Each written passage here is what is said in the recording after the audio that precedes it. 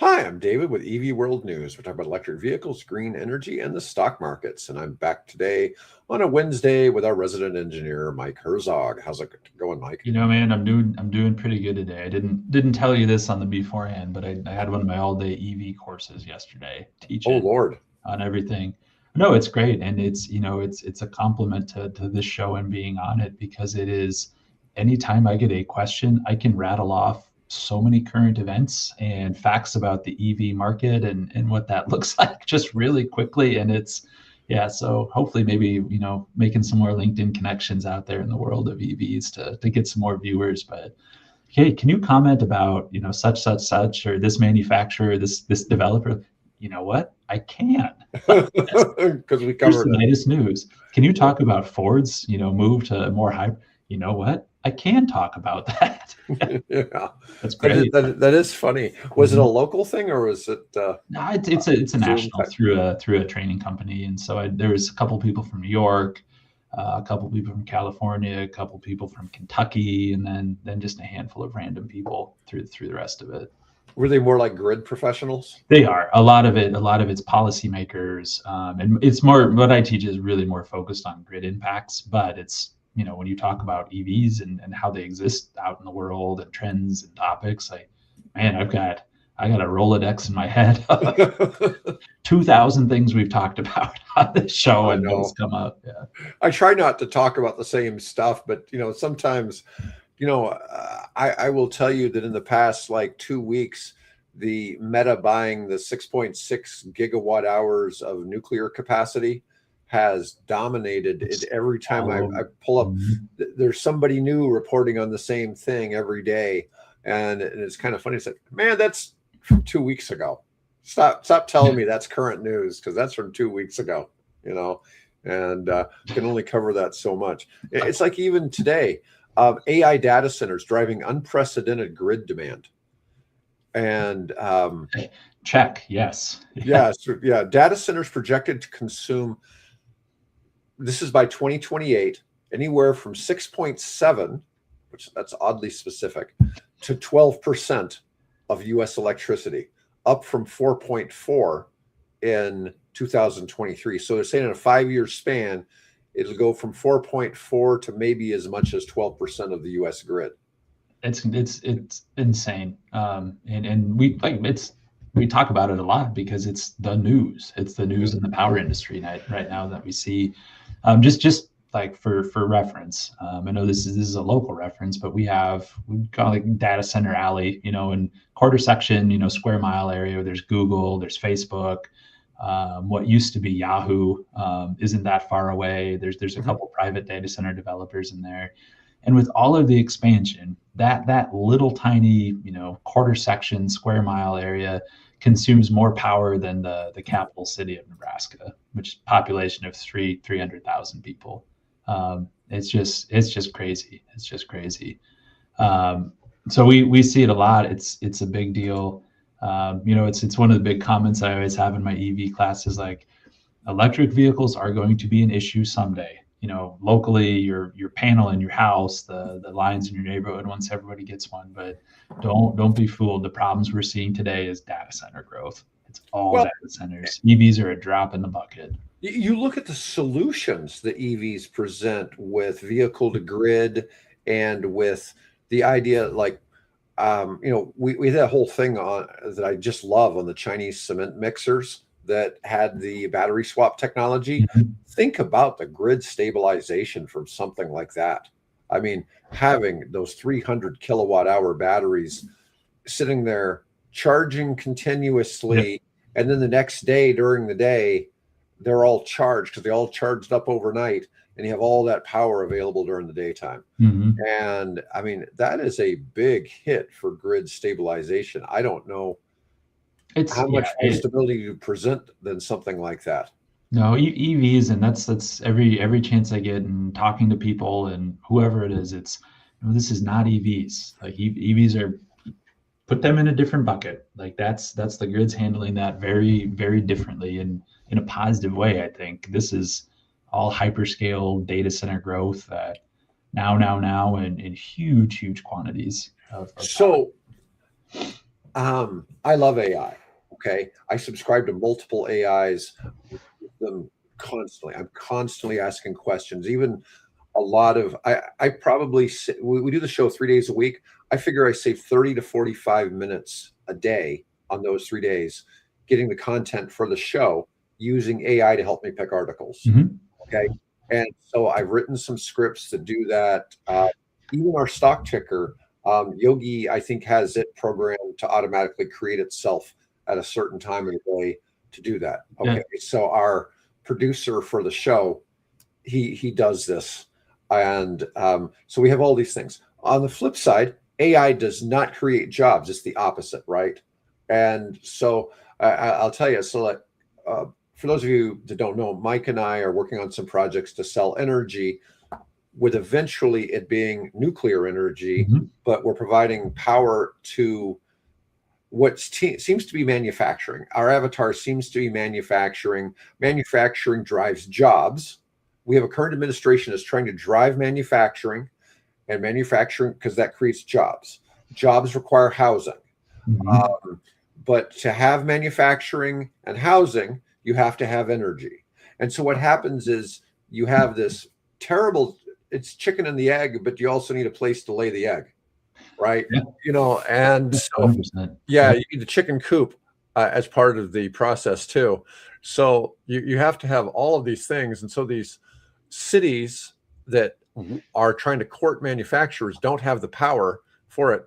So I hear people all the time. It's like, can't you do this for AI? It's like, well, you can, but AI is not going to give you any jobs. It's just going to eat your Mhm. resources. Okay. So and I'm not trying to criticize AI. I know I'm going to be selling energy for AI projects too. But I'm just, I was talking to a real estate developer today. He wants nuclear energy to help power some communities that don't have there's no access to power. The power is not there. The generation's not there. And I'm like, well, you need jobs to sell your homes. Mhm. And so, we're trying to fill that by telling Yeah, us. I think it's not to get too deep into our side business or what main But, business but when we're this looking is, at a lot of we're this, but it's talking. just it is interesting the way we've kind of landed in manufacturing and looking at it from that perspective, and it just feels so much more tangible. You know what I mean? Right. It's just, okay, this is a real project. We get it. It's here for the long haul. You have expansion plans. You need power today. It's just, yeah, it's interesting the way that's not for lack of looking for data project, or not understanding what's out there, but it's just these seem more like they need a little bit of somebody fighting for them on the side and making sure that those manufacturing jobs are more viable Yeah, well, or available. I'm just saying that the way that works, and it's kind of hard to understand that. But all these people, these data centers, the data centers are, you know, uh, they're going. AI is going to change the nature of work. And the Mhm. funny thing is, this is one of the weird arguments I've heard that AI is capable of doing highly skilled work. And so what happens is when you're using AI a lot, AI is doing your highly skilled work for you and leaving a little bit of the grunt work, which, the idea is that automation gets rid of grunt work, right? But in Mhm. reality, for a lot of positions, AI is being designed like to do your computer programming. Yeah. Oh, yeah. Yeah. So you got these people who are computer programmers. Now all of a sudden, you just have to talk to AI to do your computer programming. Well, that's kind of, the opposite. And I'm trying to use AI to help people who work be able to do their work more efficiently. But by them being more efficient, they're able to do more work, which means we need less employees, right? And so I've been looking at all these different things for a manufacturing, or not, I'm sorry, not manufacturing, but a construction supply company. They supply Mhm. light bulbs, commercial light bulbs. And I mean a lot of light bulbs. Like they have 105,000 square feet of light bulbs. A lot of Okay. light bulbs. It's a lot of light bulbs. Anyways, but I've been showing them how to increase some of their processes. And we've been looking at ways to get sales intelligence. I've found AI products that will go out and find their ideal customer avatar, find all the information about them on LinkedIn, pull it into their Microsoft Dynamics CRM, and then when the salespeople are talking to them, it'll record one of the AIs will record their calls, put the notes into the CRM. And if there's problems with a customer, it'll notify a manager that there's a problem with that customer, that a manager needs to know that that's going on. Amazing. Yeah. And right? When I'm telling them this, they're going, you can do all that. And it's like, oh yeah. Yeah. And I mean, it's crazy. And the AI can even tell you, to a certain degree, you can have them set up to be coaching somebody as they're talking and say, this person asked this. The AI can be listening and it can say, this is how you respond to that question. Mm-hmm. I mean, it's just crazy. I mean, it's incredible. It's incredible. I'm in the middle of AI in the boom, and it's just half of me is saying, man, there is a bubble to be burst out there, and just with the requirements of computing power and just the horsepower behind that to get kind of to that next level, it's exponential. It's exponential. Right now, successful AI is what, 85% accurate. That's good enough. But to get to those next even incremental percentages, it's like exponential more computing power. However, it's what you just said, where there is 75% of the workforce out there that's not using it yet. And everybody, when they realize like, oh, it can do that. Yeah, it can. It's talking with people, grant development. And so, Grant, this stuff takes so much time. Like, have you done a whole bunch of them in the past? Yeah. Feed it into the model and say, here's my new application. These are the questions they're going to ask. 50% of them are the same, just worded slightly. Spit it out, update it. And it's things like that where, oh, I didn't know I could use it for that. It's not cheating. These are your own words. It's just repurposing it for it's amazing that part of it, the applications out there, it's not even scratching the surface. No, I taught somebody how to write an agent to solve a problem that they had as something that they felt consumed too much of their workday. And I actually taught them how to write the agent so they could go back to China, where we have 17 employees in China in a sourcing company, to how to all do the same thing. And it was going to save them all a couple hours a day. Yeah. I mean, but it was something where there was one computer system that didn't talk to the other computer system. And this is actually a problem in that a lot of software products you use in the States don't work over in China, because especially like Google products, they don't allow WhatsApp. Oh, that WhatsApp, they don't allow Facebook or Google products. You don't have WhatsApp in China? No, you have to use WeChat.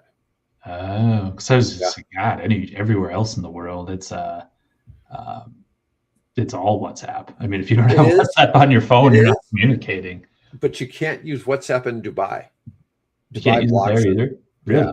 Yeah. So it's only two places I'm aware of that you can't use it, but there's probably more. But those are the only two that I personally had experiences with where you can't use WhatsApp. Yeah, it's really strange. And I'm not a real big fan of WeChat. It's you almost have to get somebody who lives in China to approve you to be a WeChat user. So you can't just go and download WeChat. I mean, you can download it, but you have to. I've never. Yeah. So if you're dealing with somebody there, Taiwan, people from Taiwan can add you too. And so it's really kind of a bizarre, but once you're on WeChat, you can add other WeChat users. It's just, if you don't have WeChat, you got to get your foot in the door. You got to get your friend at the CCP to. One of my local friends at one of the universities here, he's a professor. His sister is probably about as high up as you can get as a female in the CCP. What was it? Bill sent me an article yesterday. I'm always talking about China's run by engineers and we're run by lawyers. Somebody, had this article. Bill felt he should send it to me, but they went more in depth on the topic, and some of it got kind of funny. It's like they're at the highest level, there's no women, and so it's like, so my friend's sister has got to be one of the highest.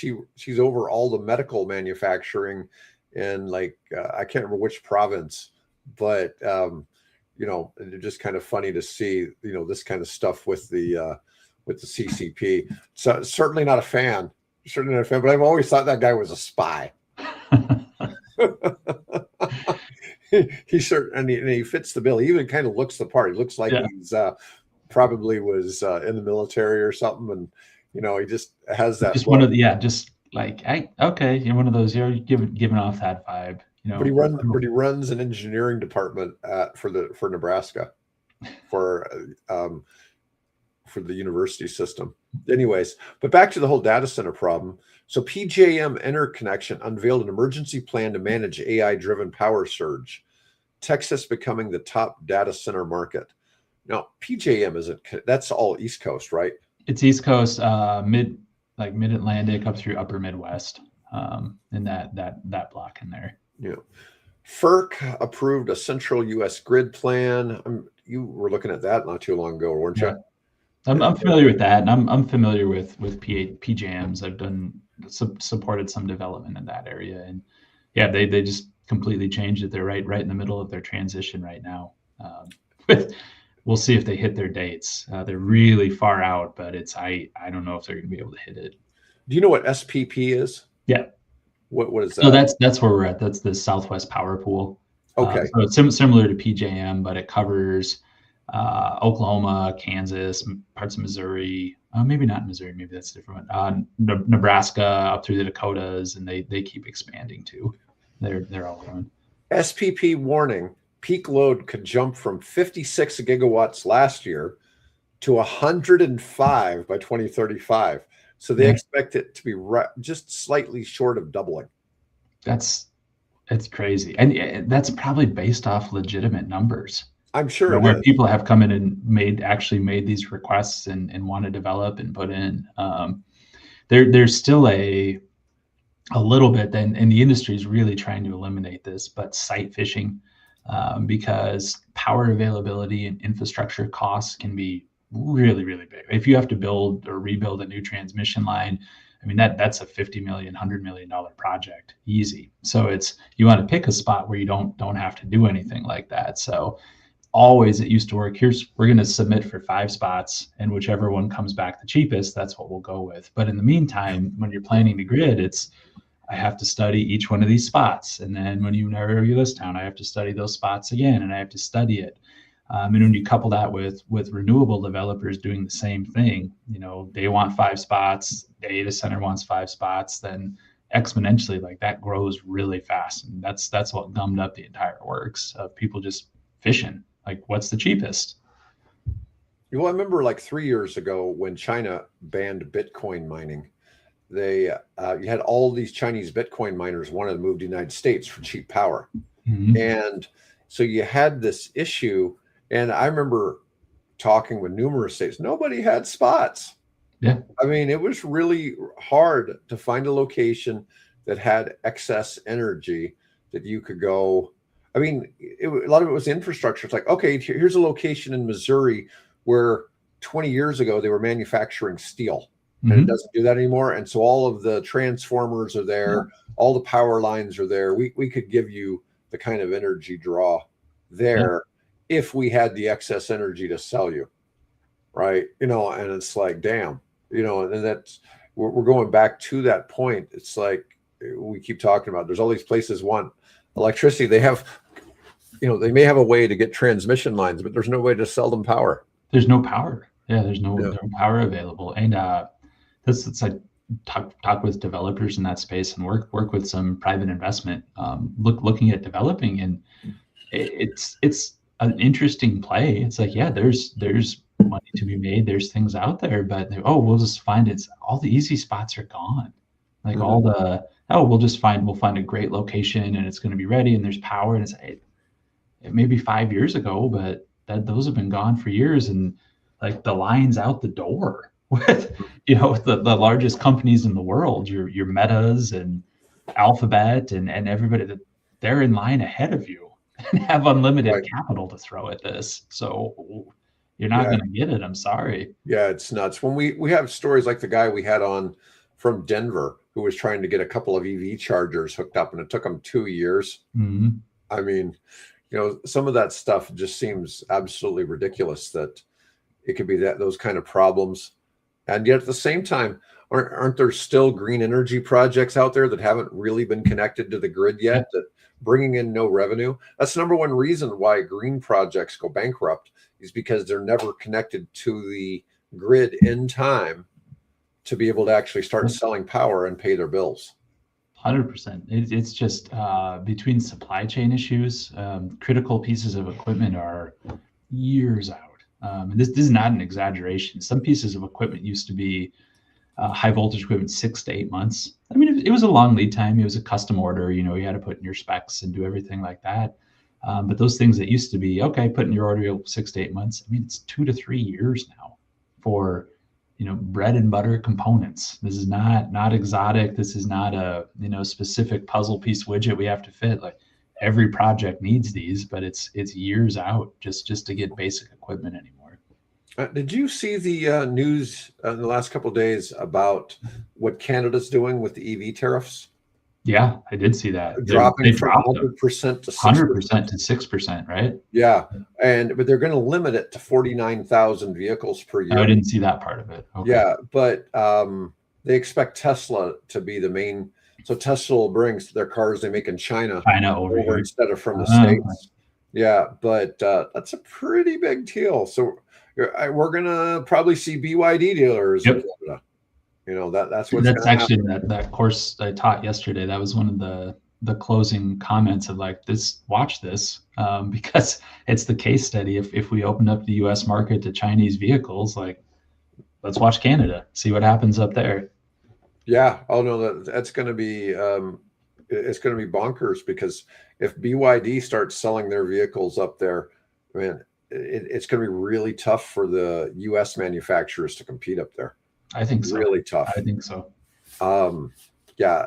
I mean, when they're delivering vehicles for half the price of what similarly equipped vehicles cost in the United States, man, that's just hard to fathom that they've improved things that much. But a lot of it's because batteries have gotten so cheap. Yep. You know, as the batteries have gotten cheap and the batteries don't cost, you know, so many people still think it costs $30,000-$40,000 to replace a battery in an EV, and the Chinese are delivering EVs for $10,000. You know, with the battery. Battery. Yeah, and you know, so that is hard to fathom that you could have new. No, I think that's one we're going to be watching pretty close over the next year, and just see what the heck does that look like, and how do all of these numbers change, because that's the neighbor to the north. I mean, that's not Mexico or Central America and everything. I mean, that's America effectively, you know, from a per capita, you know, wealth and everything like that, standard of living, expectations, infrastructure. I mean, that's America. Well, it's our only first world neighbor. Yeah. I mean, it's going to be interesting to see. Third world. Yeah. Oh yeah. Yeah. And you get it, like a $10,000 car, very, very going to be very, very popular, you know, in Central America. But Canada, like, I think it's going to be pretty popular there too. Yeah, I mean, you think about that. I mean, that's the price of a golf cart. Yeah, truly. No joke. Yeah, and you get a fully functioning car that's probably, you know, at least as nice as a Nissan Sentra, which is right at 20,000. I think the Sentra is about the cheapest vehicle you can buy in the States now, because I think they got rid of the Versa. They had a cheaper model, and I think they got rid of the Versa. But yeah, so I thought that was a pretty big deal. All right, yeah. So got another article on racing to meet electricity demand, kind of what we've been talking about, but it's from Project Finance. It's a law website, projectfinance.law. Okay, this comes from. But their main insight was gas-fired power plants are 5+ years away, nuclear is 10 years away, wind, solar, and batteries are the only solution to meet surging demand until then, despite all the nuclear hype. Well, it's funny because we've been talking about LNG, gasification of trash, waste to energy, and then nuclear in 5-6 years. So this is obviously quite biased. You know, I was at a fusion energy conference when there was saying about how nuclear waste takes 10,000 years to dispose of. Well, unless you run it through one of these reactors that cuts it down to 150. Mhm.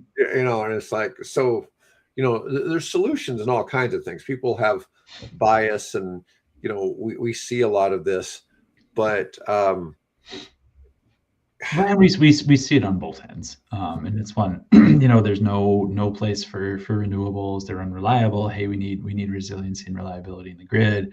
The other side, where we just said, hey, the only answer is renewables. I don't think we've ever, at least personally, have taken the stance like the only answer is renewables.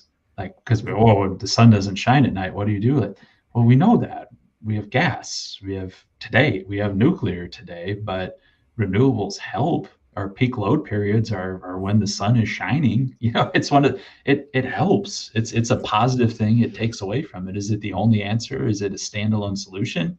Like, absolutely not. Even yeah, even renewables, solar with batteries, like, is it a standalone solution? No. no, You still need base load out there, but it I see. helps, and it Well, can be I should. deployed quickly now. You remember that I shared that thing with you about this company doing off-grid solar, and they had Mhm. this calculator, but it was like this much solar, this much for the battery Yeah. storage, this much for the LNG. Yeah, or Okay, diesel. God, like, yeah, you still need something when the yeah. going gets tough. Like, and that's You I got to don't have think power to turn on and yeah, I don't burn. I don't think people that seriously, kind of analyze the grid from that perspective would ever propose a purely renewable solution. Like, no, you still need something there. You still need something there. Now, we can limit it. You don't have to run as much natural gas during the day when the sun's shining, which is great. But at some point, you need something resilient on the back end of it. Should you run as much solar and wind as possible? Absolutely. Yeah. Get the battery storage out there to help use it to moderate things. Mhm. But ultimately, you've got to have something. And now, this waste to energy with trash, they're calling it base load energy. It's still, in my mind, I just can't see it being 100% uptime, like having, LNG going or something like that. But Yeah. I'm sure it's close.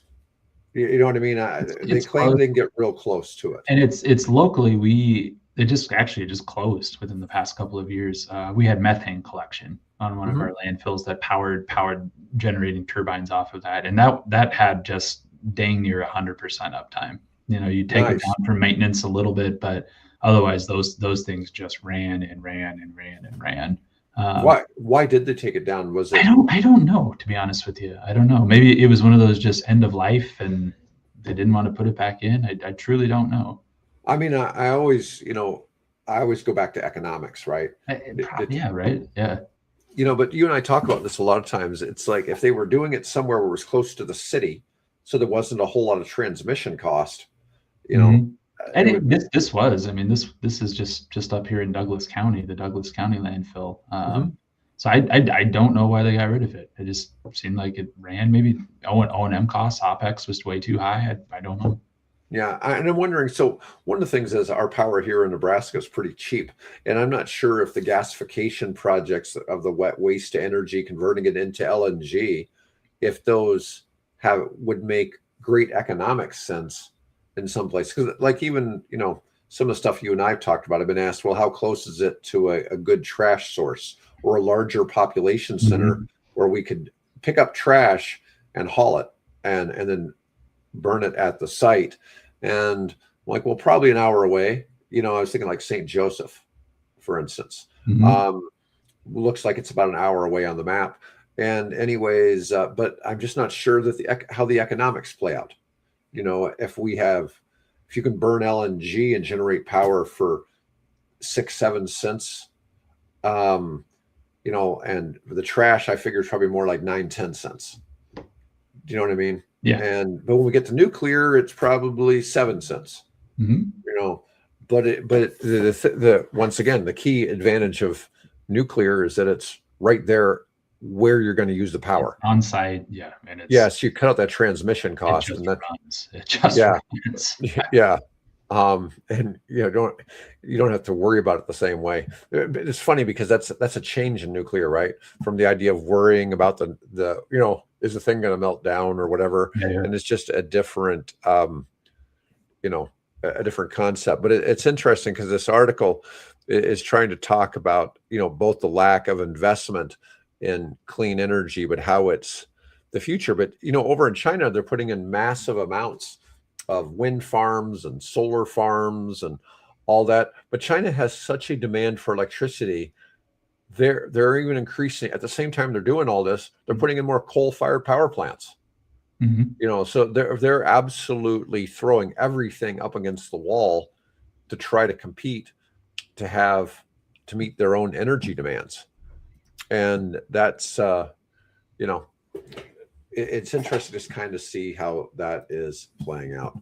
Now the World Economic Forum is going on and in Davos, and they're even saying that continued expansion of coal, oil, and gas is incompatible with planetary stability and long-term prosperity. Fossil fuels remain the primary driver of global warming and ecosystem degradation, creating material risk to food systems, health, public health, infrastructure, and national economies. Even if you go away from the global warming discussion, okay, and you leave that out, there's no, you have so many alternative fuel sources now that are actually economically viable. They produce solar so cheap in Asia versus what it costs here in the United States. I mean, our cost is much higher here to put it in, both residential and the big solar grid farms. But you're seeing a reduction in this fossil fuel usage in general. I mean, you look at China, where they switched half of new vehicle sales to electric. It's both cleaning up the air, and at the same time, it's reducing their dependency on other countries. And I think this is, if I'm a leader of a country, I want energy independence. 100%. And that's the one in the back of my mind. I just can't get past of that argument of, well, we don't want solar, we don't want it.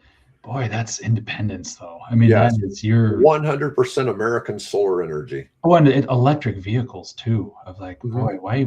And I know we have a huge production, capability in the United States of oil and processed and refined into gasoline, but boy, we import a lot too. It's what like don't we want to move away from that as a piece of national security? But I don't know. It's interesting to see the arguments against it. I mean, I like all the discussions about nuclear energy, but I tell people all the time, nuclear is a tool.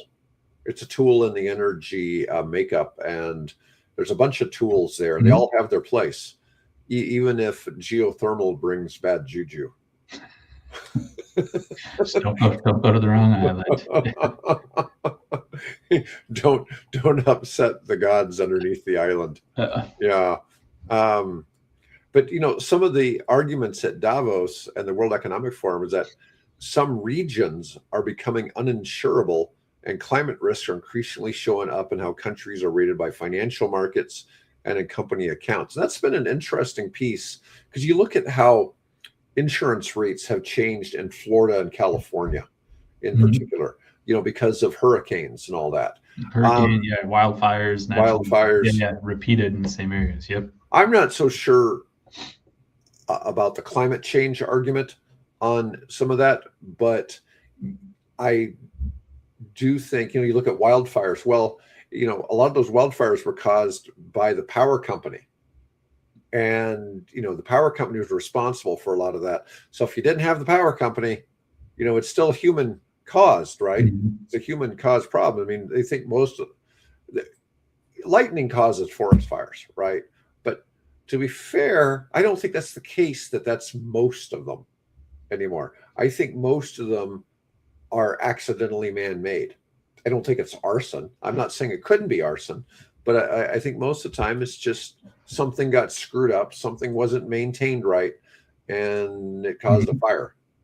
And, but without, 30 something million people living in California, you don't have that problem, so, now hurricanes in Florida, that's a different story. But on the flip side, those hurricanes, one of my friends doing a project in the Caribbean has made their property where they're building a manufacturing facility. He said the worst hurricane that they've had in that country occurred in like 1702. And they built it so that it would survive the 1702 hurricane. Okay. So it was stronger than, I mean, it was a category 5, but its storm surge went so high up into the inland, but they made sure that they're building their manufacturing facility above that storm surge. Okay. And so, you can say whatever, but we didn't used to have, 25 million people living in Florida, right? And so you got 25 million people in Florida that are affected by when a hurricane rolls through. I mean, that's it's a density thing for yeah, sure, for sure. It'll be, from the World Economic Forum, it'll be, I mean, yes, all of those things are true. I mean, those issues, but we've talked about this before too. It's really hard at the end of the day, if you have a reliable supply chain. There's nothing faster or cheaper than coal. I mean, it's fast to put up a plant. It's dirt cheap to build. It's dirt cheap to maintain and operate if you have coal available. And especially in Southeast Asia and India and places with the population boom and rural electrification in those areas, where you still have huge swaths of the population that effectively don't have access to electricity. right. Or very, very limited. And as that starts to increase, boy, the speed of deployment and you can't get past coal. Now, I'm not advocating for, but it's just, if you look at it purely functionally, economically, it's really tough to get past that one. Yeah, I was looking at some place, I can't remember if it was Indonesia or one of those places. They've gone away from using coal themselves, but they export it. They export it. Yeah, Indonesia is sitting on, and they're not going away. I mean, they're the leading developer of coal in the world. I mean, Indonesia is going to be like top 5 population in the world by 2050 or something like that. I mean, they're almost the same as the United States in population. Yeah, Indonesia's just booming. I think it's top 5. Sometime it's still going to be China and India, but then Indonesia and Nigeria, I mean, are going to be the huge population centers in the future. All right. Well, I wanted to talk about one last thing today, and that's all the EVs in the US that are currently available was 0% financing. Ooh. And so, I mean, we've lost the $7,500 tax credit, but now all of a sudden there's brands like BMW, Dodge, Hyundai, Jeep, and Kia are cutting EV prices to keep dealer showrooms busy. And while still that's free money, there's 0% interest offers are worth looking at. Let's see, Chevy Equinox EV, Chevy Silverado EV. These all have 0% financing from Chevy. Yeah. Wow. 60 months on remaining 2025 models. Chevy Silverado with that 200 plus kilowatt hour battery is reasonable if you're towing for local jobs. You're not going to worry about running out your battery on one of those. So I think that's, you're probably capable of getting about 200 miles of range while towing a utility trailer. Plenty for local work. Yeah, and then you plug it back in at night. I think you're gonna, on your home charger. Mm-hmm. I think that's good. That's the only EV truck that if you're actually towing, you're legitimately towing. It's not just like me who bought a Ford Expedition with a towing package because I thought I was going to buy a boat and I never did. If you're not like me, I did that. That was about 20 years ago. But I was like, I'm sure I'm going to buy a boat. This is going to be, I'm definitely going to need that 8,000 pound towing hitch. And so I had it. I never towed a damn thing with it. I got the biggest engine possible. I had 300 something horsepower in that thing, and Eddie Bauer edition. I could have done a lot of things with that. Never towed it. There's always a danger I'd buy an RV and tow it. Really, you need like an F-250 vehicle though to probably tow. You need Now that is one thing though. So those Chevys though still are just a 1,500 or what they call a 3/4 ton, whatever. It's mm-hmm. not really designed. You can tow like a 15,000 pound trailer with it, but the balance isn't really proper for something like that. You really want the next class up, and they don't make EVs into 250. No, and that, I mean, those would be what you see, standard medium-sized pickups do today. I mean, this isn't a heavy-duty work truck. You're not hauling the horses with it, but Right. um, Exactly. it's good. It's good enough for a job site trailer, a quick job site trailer, and move your stuff in and out. Lawn companies, something like that. They're hauling those things. All right. The electric Dodge Charger has a 72-month 0% interest. So let me see. Mustang I haven't Mach-E. seen 0% in a long, because I always, I know. Toyota and Honda always used to have, once or twice a year they'd offer that out, but I haven't seen those in a long time. Ford has 0% for 74 months. You get an extra 2 months for bonus 6 years, 2 months, 6 months and 2 years. I don't know how much that lowers the payment, getting that extra 2 months on there. The Kia EV9, 0% for 60 months. I like the EV9. I like the Oh EV9. yeah, they're nice. They're big. Mm-hmm. Let's see, Subaru Solterra. That's I think that's basically the Busy Forks version. That's the Subaru version of the Toyota, right? Mm-hmm. Yeah. I think so. 0% for 72 months. The Tesla Model Y Standard. Now, this is the Standard's a new vehicle, and it has. Does Tesla do their own financing? They do. They have financing. Okay. Mm-hmm. Yeah. Let me see. The Standard is a little bit stripped down from the basic rear-wheel drive model, but it's 0% for 72 months. So that one, spreads out those payments, probably pretty economical that way. I mean, that's probably puts the payment under $500. Mm-hmm. So, Volkswagen ID4. I think there was probably more than that, but that was what it gave us for today. That's a lot. I mean, that's not just one dealer putting it out there. That's quite a bit.